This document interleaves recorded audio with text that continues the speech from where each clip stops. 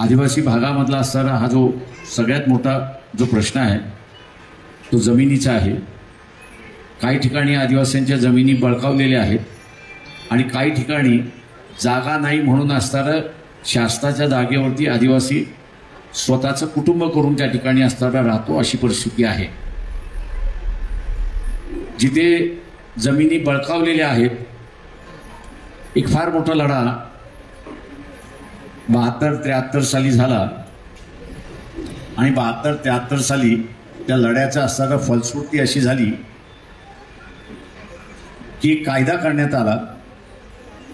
आणि तो कायदा असा करण्यात आला की 1 जानेवारी 84 या सालापर्यंत, म्हणजे ज्या साला कायदा झाला या दिवसाच्या अगोदर आदिवासीच्या असणाऱ्या जमिनी, मग त्या कोणी विकत घेतल्या असेल, कूळ लावला असेल, अमुक घेतला असेल, काही लावलं असेल,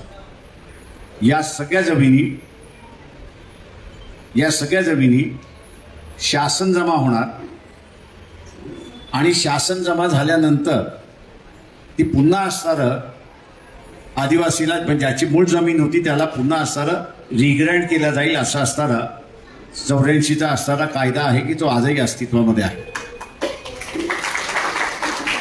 84च्या नंतरचा जो प्रश्न आहे त्याचाही तोडगा असणारा त्या ठिकाणी निघालेला आहे आणि त्याचा असणारा एक वेगळ्या पद्धतीचा असणारा अर्ज हा आपल्याला कलेक्टरला त्या ठिकाणी करावा लागतो आणि तो कलेक्टरला आपण अर्ज केला की त्या जमिनी सुद्धा परत मिळू शकतात, अशी असणारी परिस्थिती आहे।